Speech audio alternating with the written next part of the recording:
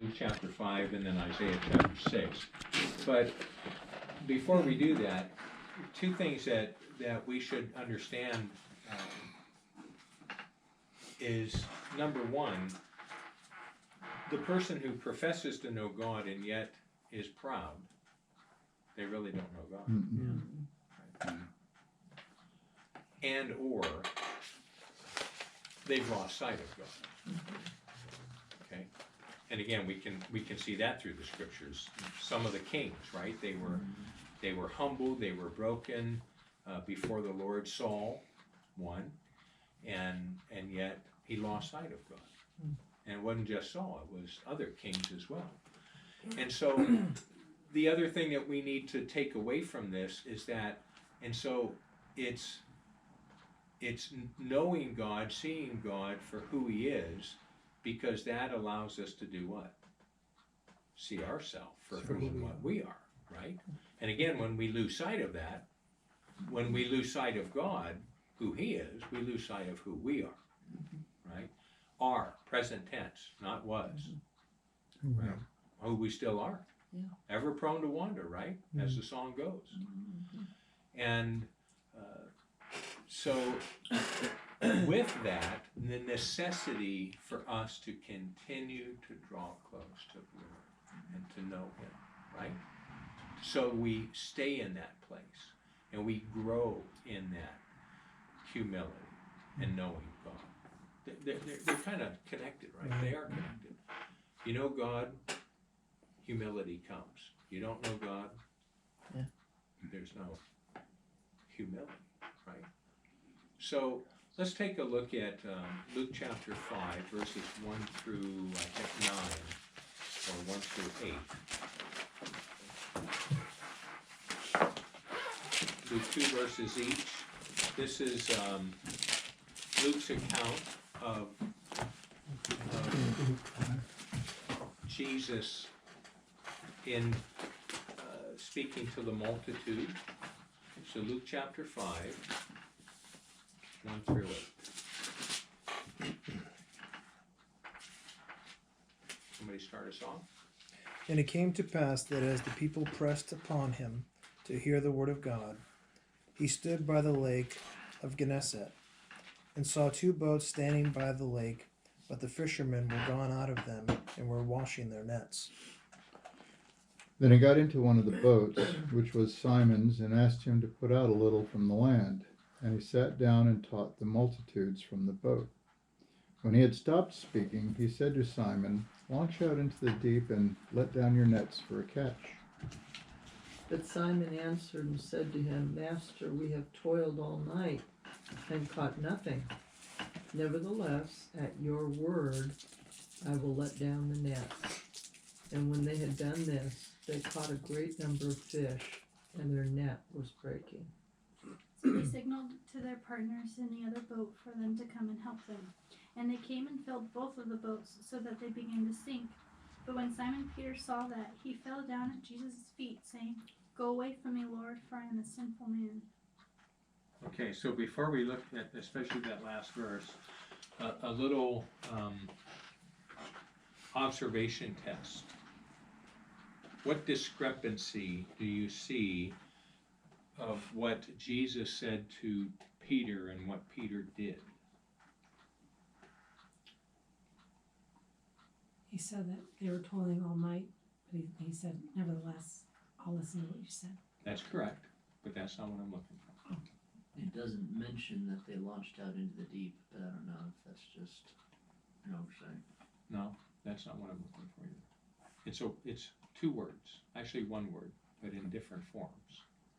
English professor, if anybody should get it, it should be you. Gosh. What does Jesus tell Peter to do other than launch out into the deep? Let down the nets for a catch. Okay? Oh, and he only lets down one net. Yep. Gosh darn it. Do you see the difference? Nets, Jesus tells him, and Peter let down singular net. Okay. Now that may seem like not too much, but I'm doing this just to encourage you to carefully read when you read the Bible, okay? And that's why we want to reread and reread whatever text that we're studying, because we have a tendency to not pick things up. And of course, we can get from that things like, well, there was a great catch, right? And because he only let down one net, what happened to that net? It started to rip. I'm not going to spiritualize anything here, okay? But the point is that he told him to let down his nets, and he thought he knew better than, of course, a fisherman certainly knows better than a carpenter about fishing, right? But the whole point is this, is that this is Peter's first glimpse of who Jesus is. And this is what we're looking at here. And what does it produce in him? Humility, right? He falls down before the Lord, and he sees himself for what he is. And unfortunately for Peter, Jesus didn't answer that prayer. Right? Would they normally let down more than one net at a time? Yeah, because there's more than one fisherman, right?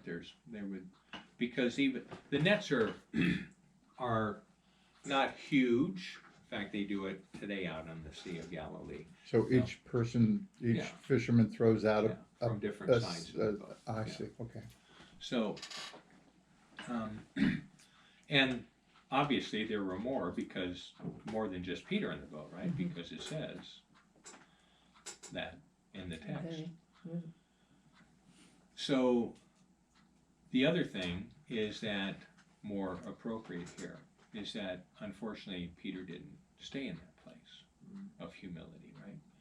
Self got back into control, and where he would argue with the Lord and disagree with the Lord and so on and so forth. And but the point is that seeing the Lord produces humility. I mean, truly seeing him. These foolish individuals that talk about God as if he's the man upstairs or some other foolish term. They don't have a clue, right? Right. And they don't know God at all. Well, another example, we could look at many, but Isaiah chapter 6, verses 1 through 9. Isaiah 6, 1 through